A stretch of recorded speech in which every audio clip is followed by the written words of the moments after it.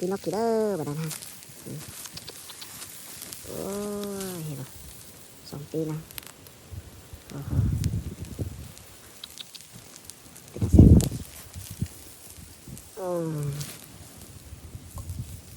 เหลือในบุหรี่แล้วเนาะ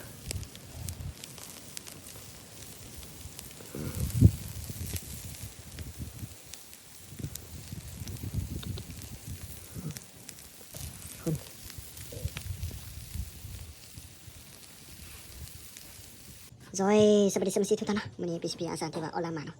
ตั้งเคยนะอันนี้จะเป็นที่ว่ากอง PSA เนาะแต่อีตาติโกเนาะข้าพเจ้ามารับอยู่การที่ว่าข้าพเจ้าประกอบลีนเนาะตัวนี้นะเปิดที่ว่าลำเหยา16 นิ้วเนาะตัวนี้เนาะลำเหยา16 นิ้วเป็นกอง PSA เนาะไทยนี่สามารถโทษได้เนาะ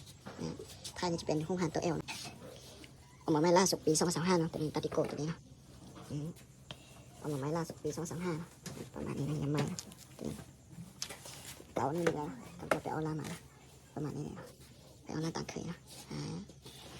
หมดหายba 4 5 6 7 tầm 9 10 11 12 13 14 15 16 16 ตัวเนาะ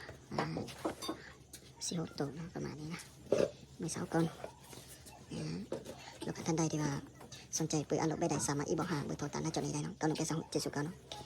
ซื้อ PCP อาสานี่จะเป็นซื้อ2 YouTube เนาะหรือว่า Facebook เนาะประมาณนี้เลยนะสำหรับที่ว่าเบอร์โทรและเบอร์แอดเบอร์ตานี่แหละเนาะก็เป็น2709เราแล้วก็เอาอีนะปืนบอลนี่จะเป็นที่ว่าตาติโกเนาะเป็นโลโซเปียโนเนาะเป็นลำเอลทีเนาะบ่าวนี่จะเป็นบ่าวออกมาไม้ล่าสุดปี2025นะตัวนี้นะบ่าวใหม่นะออกมาไม้ล่าสุดปี2025ประมาณนี้เลยนะ